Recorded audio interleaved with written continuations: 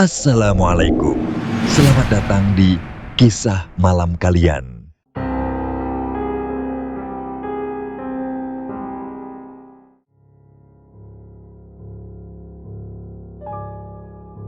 Tahun 85, di sebuah desa kecil di Jawa Tengah yang terpencil dan nyaris luput dari peta, hidup seorang pria bernama Pak Karso. Sehari-harinya ia dikenal sebagai seorang hansip, petugas keamanan lingkungan, yang bertugas menjaga ketenteraman kampung dari hal-hal yang tak diinginkan. Meskipun tidak bergaji tetap dan hanya mendapat upah sukarela dari warga, Pak Karso menjalaninya dengan sepenuh hati. Tugas itu bukan hanya pekerjaan baginya, melainkan bagian dari hidup, sebuah panggilan jiwa. Usianya telah melewati kepala 5, namun semangatnya tak pernah padam. Tubuhnya mungkin tak lagi sekuat dulu, tapi langkah-langkahnya setiap malam tetap mantap menyusuri gang-gang kampung, menyapa sepi dan memantau keadaan. Warga sudah terbiasa dengan kehadiran Pak Karso yang berjalan dengan senter kecil dan pentungan kayu yang tergantung di pinggangnya. Kadang ia mengenakan celana hijau khas hansip, tapi lebih sering hanya memakai kaos polos, jaket lusuh, dan sarung yang melilit pinggang. Sederhana tapi cukup untuk menunjukkan jati dirinya. Desa tempatnya tinggal bukanlah desa besar. Jumlah rumah tidak lebih dari 100, tersebar dalam pola tak beraturan di antara sawah, kebun, dan rumpun bambu.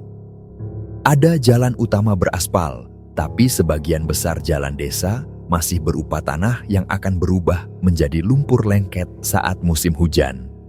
Di tengah desa ada lapangan kecil, tempat anak-anak bermain bola di sore hari, dan kadang menjadi tempat kumpul warga saat ada acara. Namun begitu malam tiba, suasana desa berubah drastis, sunyi.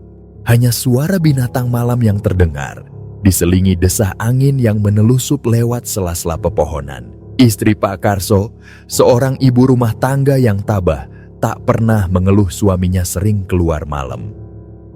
Mereka telah hidup bersama puluhan tahun, dan ia tahu betul bahwa tugas ronda bukanlah hal yang bisa dihentikan begitu saja. Anak-anak mereka, 3 orang laki-laki yang sudah beranjak remaja, juga tidak pernah mempermasalahkannya. Salah satunya Arif, anak tengah, saat itu sudah duduk di bangku SMP. Usianya sekitar 13 tahun. Ia dan saudara-saudaranya sudah terbiasa menjaga rumah ketika sang ayah pergi ronda. Malam itu, seperti biasa, Pak Karso bersiap. Hari mulai gelap dan angin lembab mulai menusuk kulit. Sejak sore, hujan mengguyur deras, membuat jalanan desa berubah menjadi becek dan licin. Di bawah langit yang kelabu, Pak Karso menyiapkan senter dan pentungan kayu yang biasa ia bawa. Ketika ia hendak mengenakan sandal, istrinya menyarankan agar ia memakai sepatu but karet yang selama ini hanya disimpan di bawah rak. Pak pakai sepatu but saja malam ini. Karena tanah lagi licin, nanti bapak terpeleset. Begitu kira-kira pesan istrinya. Walau bukan dengan kalimat langsung. Awalnya Pak Karso enggan. Baginya sepatu but terlalu merepotkan hanya untuk keliling kampung. Namun akhirnya ia menuruti. Ia tahu sepatu but itu akan sangat membantunya berjalan di jalanan licin dan berlumpur. Dengan mengenakan jaket lusuh dan sepatu but yang berat, Pak Karso akhirnya melangkah keluar rumah sekitar pukul 9 malam. Pintu rumah tertutup perlahan di belakangnya, meninggalkan kehangatan rumah dan memasuki udara malam yang dingin dan berat. Langit masih basah, awan kelabu bergelayut rendah, menyembunyikan bulan di balik kabut tipis. Bau tanah basah menguar kuat, bercampur aroma daun pisang dan batang bambu yang terguyur hujan. Angin malam menyapu lembut wajahnya, membawa suara gemerisik, dedaunan, dan nyanyian jangkrik yang bersahutan. Tidak ada suara kendaraan. Tidak ada percakapan dari rumah-rumah, hanya kesunyian yang menyambutnya. Pak Karso berjalan perlahan menyusuri jalanan desa. Senter kecil di tangannya menyapu sisi kiri dan kanan jalan, menyibak bayangan pohon dan tiang-tiang listrik tua yang berdiri miring. Kadang-kadang cahaya senternya menangkap mata seekor kucing yang berkilat di balik semak. Kadang pula hanya siluet rumput liar yang bergoyang tertiup angin. Rumah-rumah di desa itu sebagian besar terbuat dari kayu dan dinding anyaman bambu, sebagian lainnya sudah mulai menggunakan bata, namun tetap sederhana. Di beberapa teras rumah, lampu minyak atau bohlam redup masih menyala, tapi sebagian besar sudah gelap. Warga desa biasanya tidur lebih awal, apalagi setelah hujan deras seperti sore tadi. Pak Karso menelusuri jalan utama, lalu berbelok ke jalan kecil yang menuju pinggiran desa. Tempat ini memang tidak sering ia lewati, namun malam itu ia ingin memastikan semua sudut desa tetap aman. Di sepanjang jalan, hanya suara langkahnya sendiri yang terdengar, berpadu dengan bunyi sepatu boot karet yang menjejak tanah basah.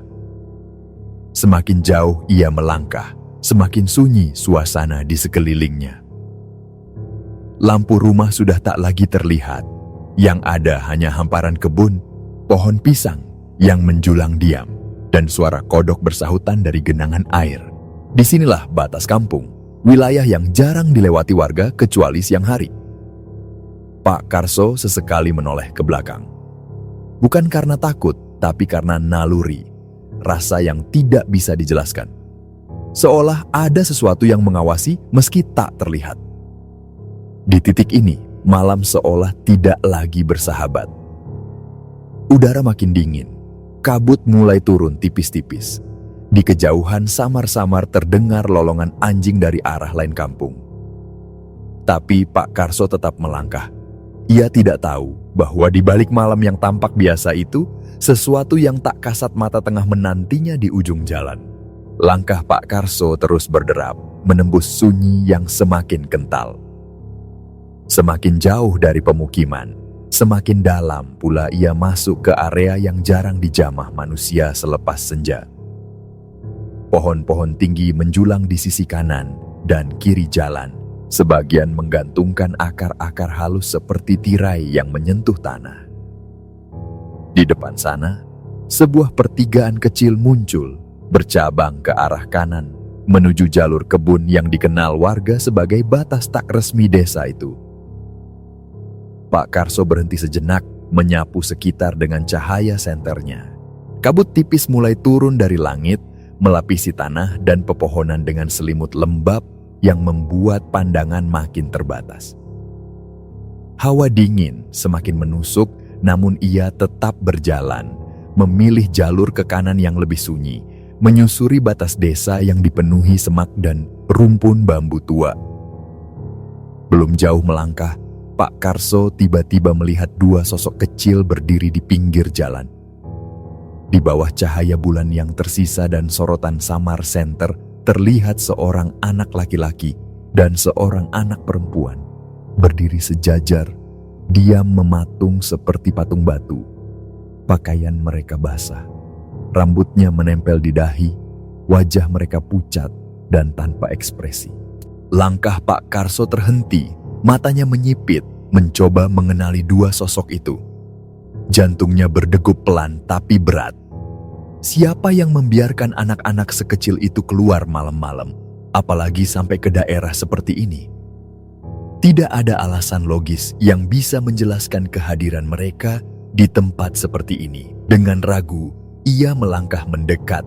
Anak perempuan itu menoleh lebih dulu, diikuti anak laki-laki di sampingnya. Tatapan mereka kosong, namun senyumnya justru mengganggu. Bukan senyum hangat anak kecil, tapi senyum ganjil yang entah kenapa membuat tengkuk Pak Karso dingin. Pak Karso bertanya siapa mereka dan sedang apa berdiri di situ. Anak perempuan itu menjawab bahwa mereka hendak pulang, sambil menunjuk ke arah gelap di balik kebun, tempat tak lazim yang jarang dilalui siapapun. Ia menyebut nama orang tuanya, namun nama itu asing di telinga Pak Karso. Padahal ia tahu hampir semua warga di kampung ini. Tetap saja ia tak menaruh curiga lebih jauh. Mungkin saja ada saudara yang berkunjung di rumah salah satu warga, pikirnya. Insting sebagai orang tua membuatnya mengambil keputusan yang tampak wajar. Menemani mereka pulang. Ia tak mungkin membiarkan dua anak kecil berkeliaran di pinggiran desa malam-malam tanpa pendamping. Ia menyuruh mereka berjalan di depannya sambil terus menyorotkan cahaya ke arah jalan setapak yang makin lama makin menyempit, menembus semak belukar dan kebun gelap. Namun sepanjang perjalanan itu ada yang janggal. Kedua anak itu kerap cekikikan pelan, tertawa kecil tanpa sebab, sambil berjalan perlahan seolah menikmati suasana malam. Beberapa kali Pak Karso bertanya kenapa mereka tertawa, namun jawabannya hanya "nggak apa-apa", sambil tetap tersenyum aneh. Anak laki-laki hanya tersenyum miring, sementara si anak perempuan seolah yang paling banyak bicara, meski semua ucapannya terdengar seperti sandiwara. Semakin jauh mereka masuk, jalur yang dilalui makin gelap. Rumpun bambu rapat menjulang di kiri kanan, membuat jalan terasa seperti lorong tanpa ujung. Lalu, di tengah jalan setapak itu, anak perempuan itu berhenti. Ia menunjuk ke depan, ke sebuah gubuk kecil yang remang-remang terlihat di antara semak. "Itu rumah kami," katanya sambil menunjuk. Pak Karso mengerutkan dahi. Ia tahu betul bahwa arah yang ditunjuk adalah area kosong, tempat warga biasa membuang ranting dan daun kering. Ia yakin tidak ada rumah di sana. Namun di bawah cahaya remang malam, memang tampak sebuah bangunan kayu kecil dengan lampu redup di terasnya. Mungkin ia keliru, pikirnya. Mereka pun melanjutkan langkah. Semakin dekat ke gubuk itu, makin kuat rasa janggal yang menyelinap ke dalam tubuh Pak Karso. Rumah itu terlalu sepi, terlalu sunyi, dan terlalu asing. Tidak ada suara dari dalam. Tidak ada tanda-tanda kehidupan, namun tampak seperti tempat tinggal. Saat mereka sampai di depan pintu, Pak Karso mengetuk sambil memberi salam. Beberapa detik kemudian, terdengar jawaban dari dalam. Aura suara perempuan yang pelan dan berat, seperti bisikan dari dasar sumur. Pintu dibuka perlahan. Seorang perempuan tua berdiri di ambang, wajahnya kaku tanpa senyum. Di belakangnya muncul seorang pria dengan raut dingin yang memandang Pak Karso tanpa berkata sepatah pun. Pak Karso menjelaskan bahwa ia mengantarkan dua anak mereka yang ditemuinya di pinggir jalan. Tapi ketika ia menoleh ke belakang, tempat dua anak itu berdiri tadi, tubuhnya mendadak membeku. Anak-anak itu telah hilang. Yang ada di tempat mereka berdiri kini adalah dua sosok tinggi besar, jauh lebih tinggi dari manusia biasa, berdiri diam di bayang-bayang pohon bambu. Bentuk tubuh mereka kekar, berwarna hitam, matanya merah membara dalam gelap. Sosok itu tak bersuara, namun atmosfer sekeliling langsung berubah drastis. Udara menegang, waktu terasa melambat, dan kepala Pak Karso berdenyut hebat. Ia mundur pelan, napasnya tersengal. Kedua orang tua di depan pintu pun mulai berubah. Wajah mereka memanjang, tubuh mereka membesar perlahan, membentuk siluet tak manusiawi yang mengisi seluruh ambang pintu. Tawa berat dan kasar menggema dari dalam rumah, dari kedua makhluk yang kini menunjukkan wujud aslinya. Seakan ada kekuatan tak terlihat yang mengunci kaki Pak Karso di tanah. Namun entah bagaimana, tubuhnya berhasil merosot dari situ, merayap di antara semak, meloloskan diri dari teror yang menyekap. Ia merangkak sekuat tenaga, mencakar tanah basah, jatuh bangun melewati semak dan genangan lumpur. Di belakangnya suara tawa itu semakin keras, seperti ledakan petir yang menggema di telinga. Dunia seolah runtuh di sekelilingnya. Dengan sisa tenaga, ia akhirnya sampai di jalan desa. Di sanalah tubuhnya ambruk, lumpur menyelimuti seluruh pakaiannya. Di tengah suara desah nafasnya yang memburu, ia masih bisa berteriak, minta tolong, teriakan putus asa yang menggema dalam sunyi malam. Tak lama kemudian, beberapa warga datang berlarian. Mereka menemukan Pak Karso dalam keadaan setengah sadar, tergeletak di tanah dengan tubuh menggigil hebat. Tanpa banyak tanya, mereka membopong tubuhnya pulang, meninggalkan kegelapan yang terasa jauh lebih pekat dari biasanya. Ketika tubuh Pak Karso akhirnya sampai di rumah, malam masih gelap dan udara belum sepenuhnya tenang. Langkah kaki para warga yang membopongnya terasa berat, kaki-kaki mereka beradu dengan lumpur di pekarangan yang basah. Dengan hati-hati mereka merebahkan tubuh lelaki paruh baya itu di atas tikar yang digelar di ruang tamu. Suasana rumah yang semula tenang seketika berubah menjadi panik. Istrinya tergopoh menyusul ke ruang depan, sementara anak-anak mereka berhamburan dari dalam kamar, menyaksikan ayah mereka terbaring dengan tubuh berlumur lumpur dan wajah yang tampak pucat, seolah baru bangkit dari dunia yang berbeda.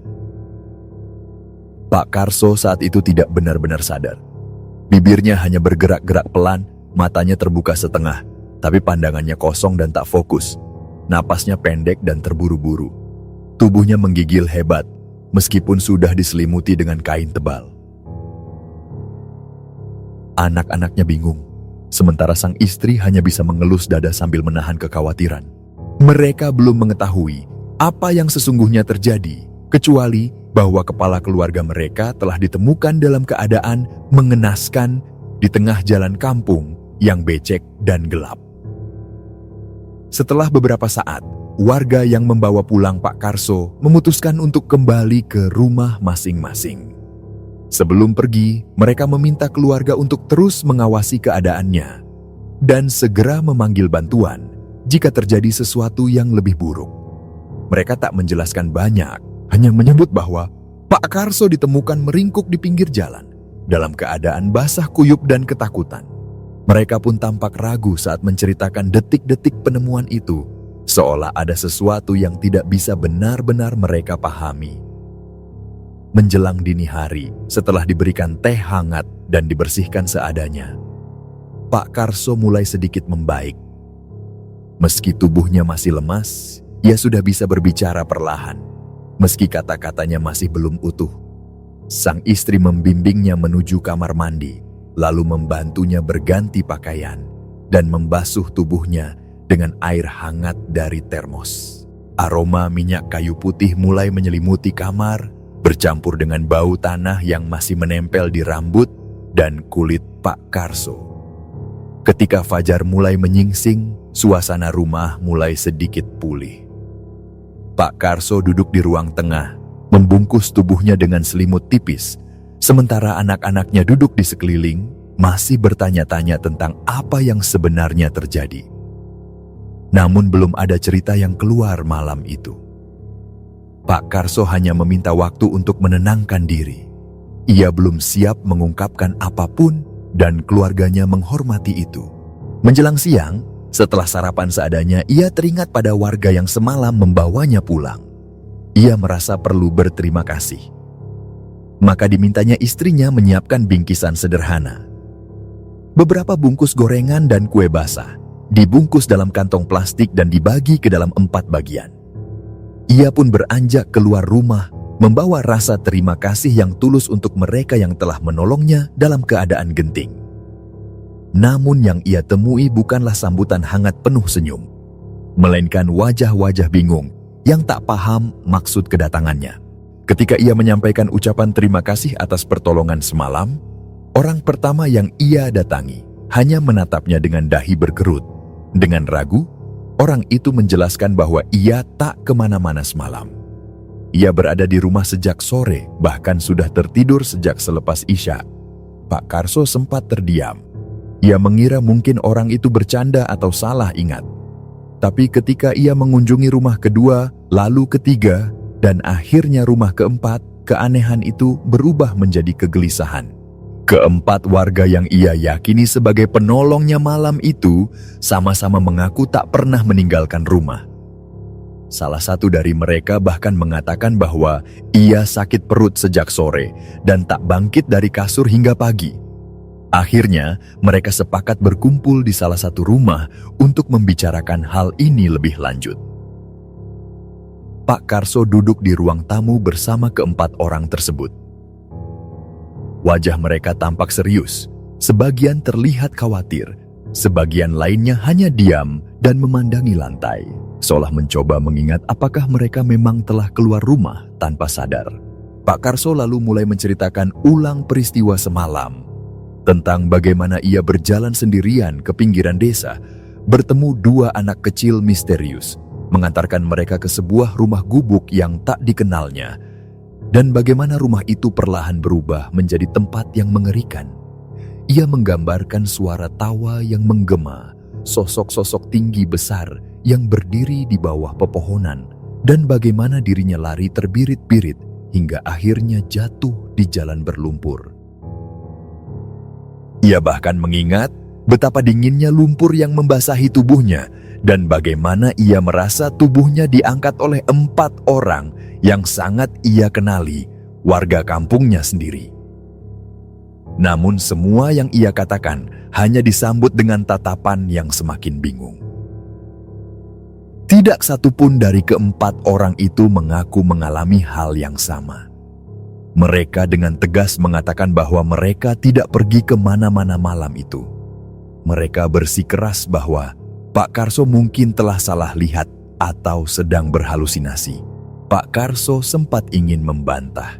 Ia masih yakin akan apa yang ia lihat, akan wajah-wajah yang membopongnya pulang. Namun kemudian, satu ingatan kecil yang nyaris terlupakan kembali muncul ke permukaan. Bahwa ketika ia sadar dibopong, ia melihat tubuh ke-4 orang itu basah kuyup.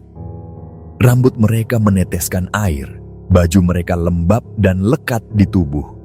Bahkan sarung salah satu dari mereka kotor seperti habis terguling di kubangan. Padahal hujan telah reda sejak beberapa jam sebelumnya, dan ia sendiri adalah satu-satunya yang jatuh ke dalam genangan air. Pak Karso pun menceritakan hal itu. Tapi ke-4 orang itu hanya saling pandang dan tetap menggeleng perlahan. Mereka tidak berada di sana, dan mereka yakin bahwa yang Pak Karso lihat malam itu bukan mereka. Perlahan suasana menjadi semakin sunyi. Tidak ada yang bisa berkata apa-apa lagi. Hanya ada keraguan yang menggantung di udara, mengendap di antara logika dan rasa takut yang tak bisa didefinisikan. Pak Karso akhirnya berpamitan dan pulang dengan langkah lambat. Di tangannya, 1 bungkus gorengan masih tersisa, tak jadi diberikan karena tidak ada yang mengaku sebagai orang yang menolongnya. Setibanya di rumah, ia menceritakan semua kepada sang istri dan hanya mendapatkan satu respons, bahwa bisa jadi penolong yang membawanya pulang malam itu bukanlah manusia. Tidak ada sanggahan dari Pak Karso. Ia hanya menatap kosong ke lantai rumah, hatinya berkecamuk. Dalam diam, ia mulai mempertanyakan apa yang sesungguhnya telah terjadi. Malam itu, ia memang diselamatkan dari kegelapan. Tapi kini, kegelapan itu belum benar-benar pergi. Ia hanya berpindah. Tinggal menetap dalam benaknya, dalam bentuk tanya yang tak berjawab. Beberapa hari setelah kejadian aneh itu, suasana di rumah Pak Karso belum sepenuhnya kembali normal. Meskipun tidak ada gangguan baru, namun bayang-bayang ketakutan masih melekat. Istri dan anak-anaknya menjadi lebih waspada. Bahkan anaknya yang bernama Arif, yang biasanya bersikap santai, kini tak pernah lagi tidur tanpa memastikan semua pintu terkunci dan lampu dapur menyala. Pak Karso sendiri tampak lebih banyak merenung. Ia masih menjalani aktivitas seperti biasa pada siang hari, membantu urusan rumah tangga atau duduk bersantai di teras. Namun sorot matanya tak lagi setenang dulu. Ada sesuatu dalam dirinya yang berubah. Ia tak lagi seantusias sebelumnya membahas tugas ronda malam. Namun sebagai seorang hansip, ia tetap merasa bertanggung jawab atas keamanan kampung. Selama 3 malam berturut-turut ia memilih tidak keluar. Ia menyebutnya sebagai waktu istirahat, meskipun keluarganya tahu bahwa ketakutan yang belum reda menjadi alasan sesungguhnya. Namun pada malam keempat, menjelang pukul 9, ia mulai bersiap lagi. Jaketnya dikenakan, pentungan, dan senter digenggam, dan sebelum melangkah keluar, Ia menatap istrinya yang sedang duduk di ruang tengah. Ia mengatakan bahwa ia tak ingin terlalu lama menanggalkan tanggung jawab. Menurutnya, keamanan kampung bukan hanya soal ronda, tapi soal kepercayaan. Dan ia tak ingin kehilangan kepercayaan itu hanya karena satu peristiwa aneh. Malam itu gerimis turun pelan, langit mendung sejak sore, dan hujan ringan masih menetes dari sela-sela atap. Udara terasa lebih dingin dari biasanya. Pak Karso mengenakan payung dan berjalan menyusuri jalan setapak yang becek. Jalanan desa nyaris sepi. Rumah-rumah tertutup rapat, hanya beberapa teras yang masih menyala temaram. Di kejauhan, suara televisi samar terdengar dari salah satu rumah warga. Suasana itu menenangkan, namun sekaligus mengerikan dalam kesendiriannya. Ia sempat mampir ke salah satu rumah warga yang masih terjaga. Beberapa bapak-bapak duduk di teras, berbincang pelan sembari menyeruput kopi. Mereka menyambut Pak Karso dan memintanya duduk sejenak. Suasana menjadi lebih hidup. Pak Karso pun menceritakan secara singkat pengalaman ganjil yang ia alami beberapa malam lalu. Para bapak-bapak itu mendengarkan dengan mata terbelalak. Sebagian tampak tidak percaya, sebagian lainnya justru menatap dengan penuh kecemasan. Obrolan tak berlangsung lama, karena hujan yang mulai reda membuat Pak Karso memutuskan melanjutkan tugasnya. Ia berjalan sendirian lagi, kali ini memilih jalur berbeda dari malam sebelumnya. Ia memutar dari sisi timur kampung, menyusuri jalan setapak yang lebih kecil dan jarang dilalui. Gang sempit yang ia lewati itu mengarah ke bagian selatan kampung, di mana rumah-rumah tua berdiri dengan jarak rapat dan halaman yang penuh tanaman liar. Di ujung gang, terdapat sebuah pertigaan kecil. Jalan bercabang, salah satunya menuju ke arah makam lama kampung, yang sudah jarang dikunjungi kecuali saat hari-hari besar. Pak Karso menghentikan langkahnya tepat di pertigaan itu. Ia menyorotkan senter ke kiri dan kanan, memastikan tidak ada yang mencurigakan. Di sisi kiri, deretan rumah tua berdiri dalam diam, sebagian dengan atap yang mulai miring dan dinding bambu yang sudah lapuk. Di sisi kanan, jalan sempit itu seperti lorong menuju gelap, dihimpit oleh pohon besar dan pagar bambu yang rapuh. Di kejauhan, samar-samar terlihat sebuah area terbuka yang merupakan jalan menuju makam. Saat itulah ia melihat sesuatu yang membuat napasnya tertahan. Di ujung jalan kecil yang menuju makam berdiri sesuatu yang tak seharusnya ada. Sesosok tubuh putih terbungkus kain kafan berdiri diam di sisi jalan, dekat dengan pagar bambu yang gelap. Bentuknya jelas terlihat dalam sorotan senter, meski hanya sebentar karena Pak Karso buru-buru menurunkan cahayanya. Jantungnya berdebar hebat. Ia tahu betul apa yang ia lihat, sesosok pocong. Pocong itu berdiri tegak tanpa bergerak. Tidak ada suara. Tidak ada angin. Hanya keheningan yang tiba-tiba menyesakkan dada. Pak Karso mencoba menarik napas panjang, lalu menahan diri untuk tidak mendekat. Ia memilih untuk membelokkan arah, tidak ingin mengundang perhatian makhluk itu. Namun saat ia hendak memutar balik, matanya menangkap sesuatu yang jauh lebih mencengangkan.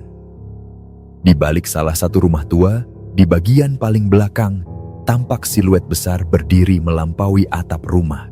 Di bawah sinar bulan yang samar, terlihat bentuk kepala dan tubuh tinggi besar, tertutup kain putih yang sama, namun ukurannya tidak masuk akal. Sosok itu berdiri diam, tapi kehadirannya begitu kuat. Pak Karso tertegun. Ia belum pernah melihat sesuatu setinggi itu. Sosok tersebut menjulang tinggi, jauh melampaui tinggi pohon kelapa atau tiang listrik di sekitarnya. Tubuh Pak Karso mendadak gemetar. Kakinya terasa berat, seperti tertanam di tanah. Nafasnya tercekat. Sorot matanya tak bisa beranjak dari sosok itu, meskipun ketakutan dalam dirinya sudah memuncak. Ia tidak tahu apa yang harus dilakukan. Dalam hening yang mencekam itu, satu-satunya hal yang bisa ia lakukan hanyalah mundur perlahan, menjauh dari arah rumah tua itu.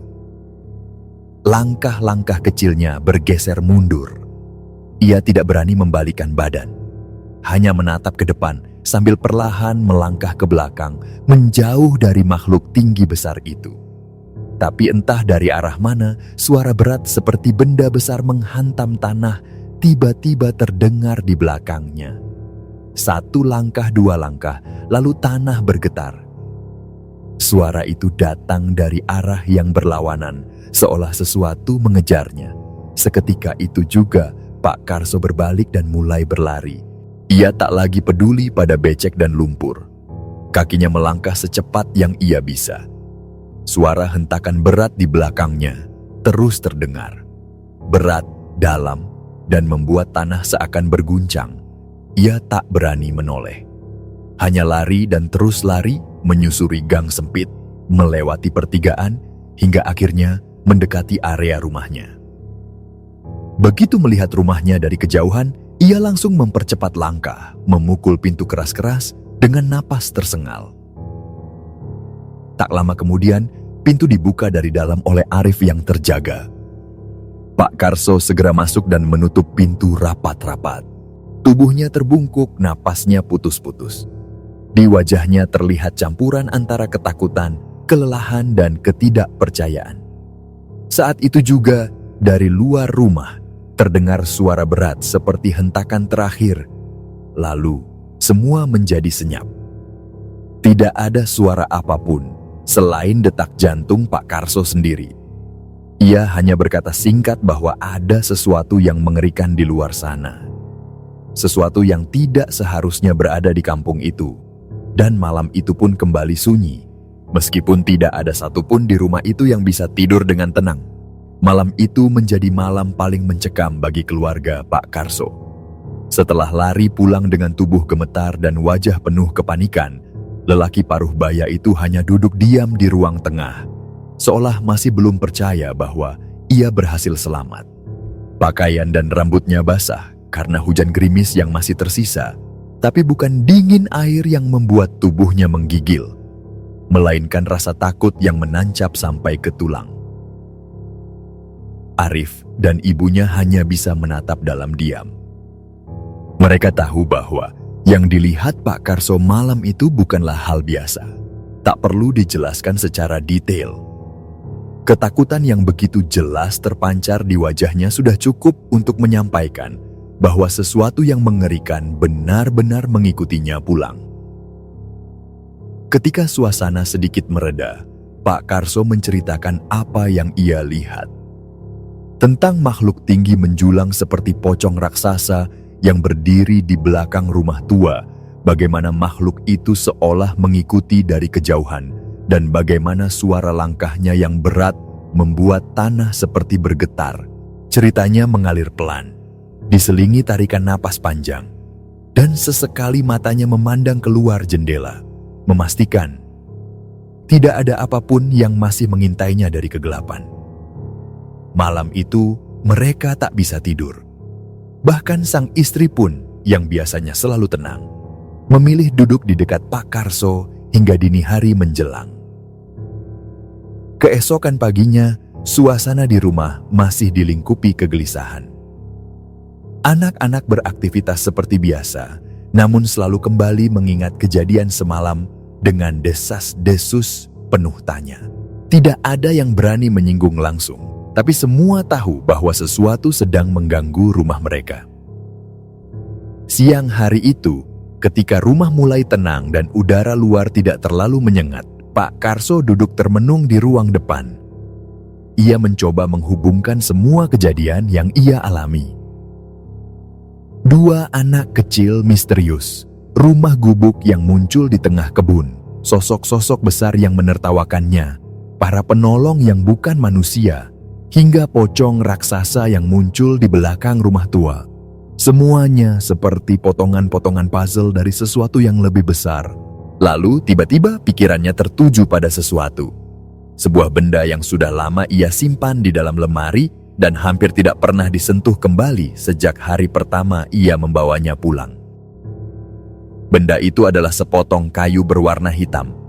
Panjangnya kira-kira 20 cm. Kayu itu dibungkus kain lusuh dan diletakkan di antara tumpukan pakaian lamanya. Ia mendapatkannya beberapa bulan sebelumnya dalam sebuah perjalanan singkat bersama Pak Lurah ke daerah lain. Saat itu mereka berdua mengunjungi seorang tua yang dikenal sebagai orang pintar. Seseorang yang konon memiliki pengetahuan tentang hal-hal gaib dan perlindungan diri. Pak Karso tidak terlalu paham maksud kunjungan itu. Ia hanya diajak ikut oleh Pak Lurah, dan selama pertemuan ia lebih banyak diam dan mengamati. Setelah selesai, Pak Lurah menyelipkan benda tersebut ke dalam tas milik Pak Karso sambil berpesan bahwa benda itu bisa membantu menjaga keamanan, baik secara lahir maupun batin. Sejak saat itu, Pak Karso hanya menyimpannya begitu saja di dalam lemari. Ia tak pernah menggunakannya, apalagi mempercayainya sepenuhnya.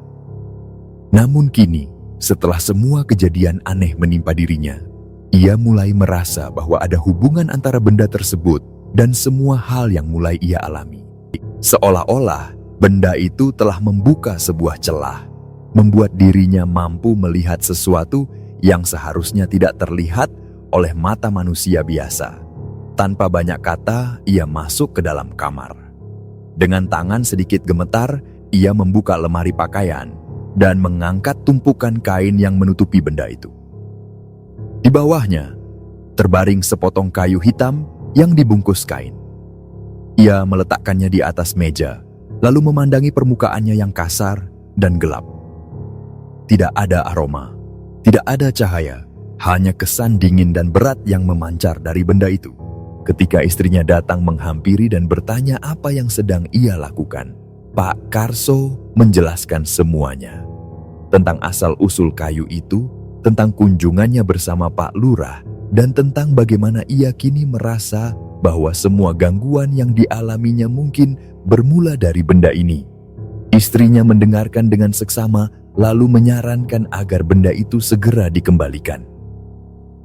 Pak Karso pun akhirnya mengangguk. Ia merasa sudah cukup bermain-main dengan sesuatu yang tidak ia mengerti. Siang itu juga, ia memutuskan untuk menemui Pak Lurah dan menyerahkan kembali benda tersebut. Perjalanan menuju rumah Pak Lurah tak terlalu jauh. Di sepanjang jalan, Pak Karso membawa kayu itu di dalam tas kecil, seolah membawa barang milik orang lain yang sangat ingin segera dikembalikan. Sesampainya di sana, ia langsung diterima di ruang depan. Setelah berbasa-basi sebentar, ia menjelaskan maksud kedatangannya dan menunjukkan benda itu. Pak Lurah memandangnya lama, lalu menyampaikan bahwa benda itu memang ia titipkan kepada Pak Karso sebagai bentuk perlindungan agar ia bisa melihat jika ada gangguan gaib yang mengancam kampung.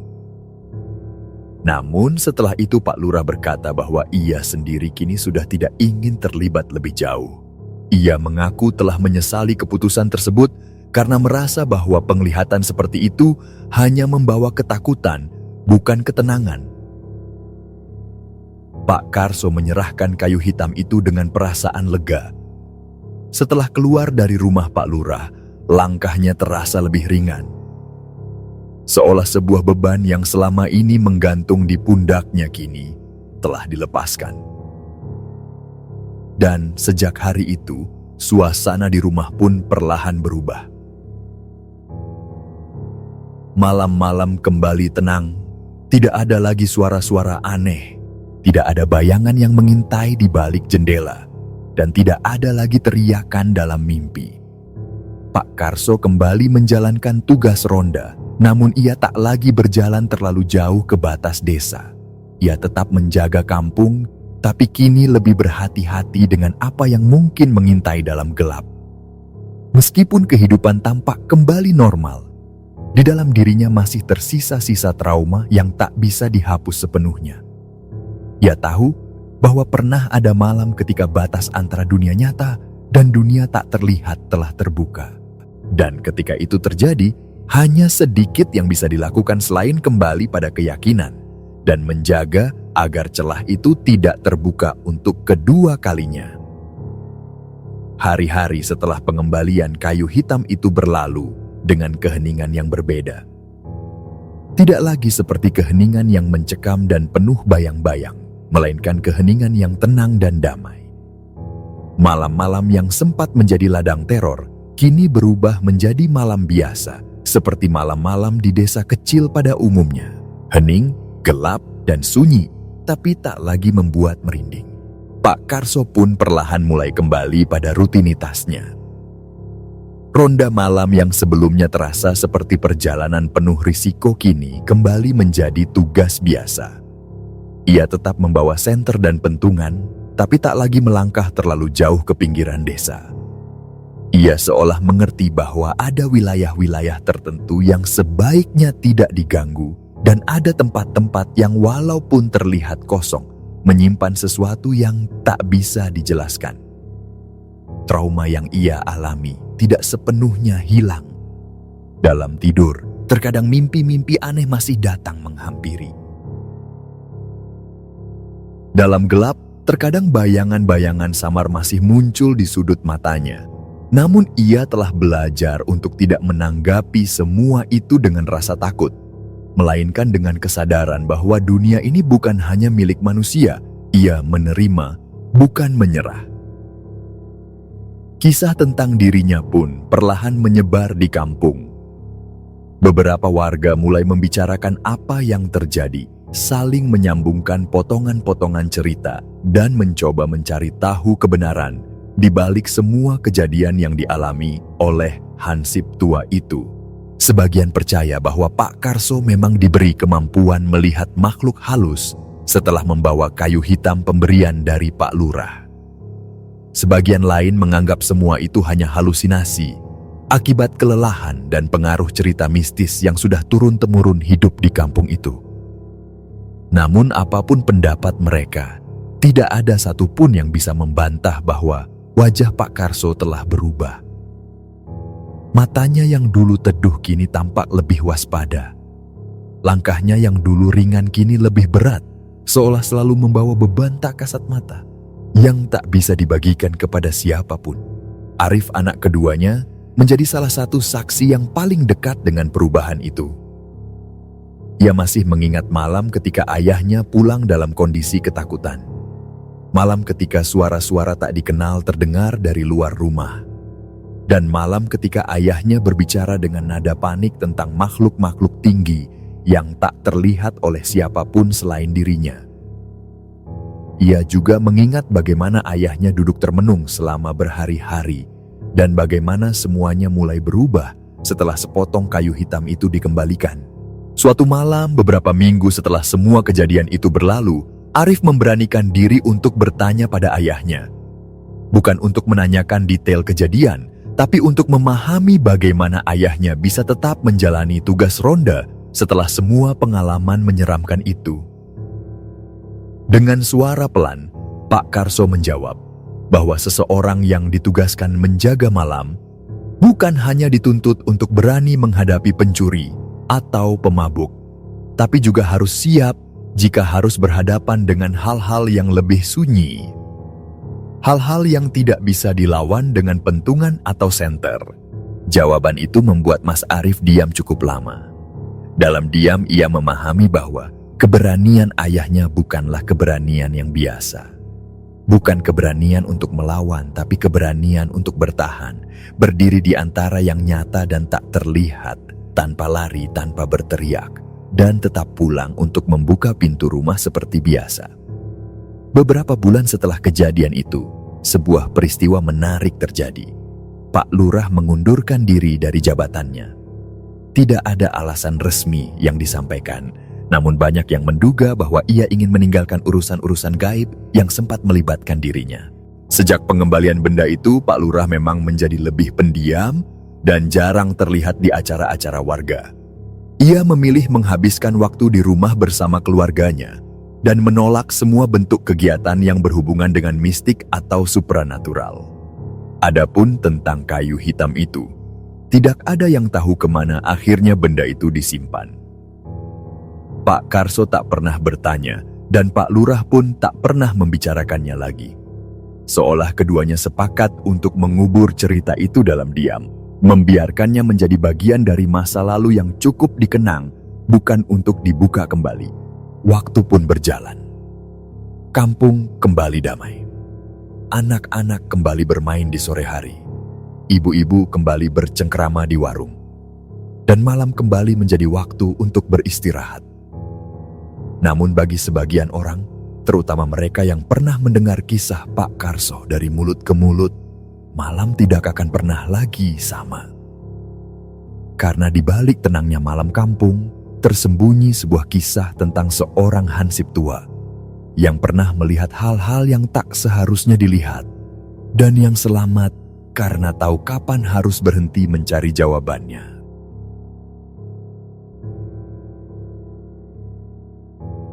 Baiklah, sekian dulu kisah kami kali ini. Terima kasih untuk Mas Arif buat cerita yang dibagikan. Kami mohon maaf jika ada kekurangan dalam cerita ini. Meskipun banyak kejadian janggal, kisah tahun 80-an penuh dengan nostalgia masa lalu. Bagaimana pendapat kalian dari cerita ini? Semoga dengan kisah ini dapat menghibur sahabat semua. Bila mana sahabat kisah malam kalian punya satu kisah mistis, silakan kirim ke alamat email kami. Insya Allah nanti akan kami ceritakan. Setiap cerita yang ditayangkan nantinya akan diberikan apresiasi berupa souvenir yang menarik. Kami ucapkan terima kasih juga untuk sahabat yang telah menonton video ini, dan juga yang telah subscribe, like, dan komen. Dan untuk yang sudah mendukung channel ini, kami mengucapkan terima kasih banyak, dan semoga Allah membalas kebaikan sahabat semua. Akhirnya, saya memohon maaf kalau dalam menyampaikan kisah ini terdapat kesalahan dalam berkata-kata dan pengucapan. Dan saya Sandi undur diri, sampai jumpa lagi di kisah kami selanjutnya. Semoga sukses dan sehat selalu untuk sahabat kisah malam kalian.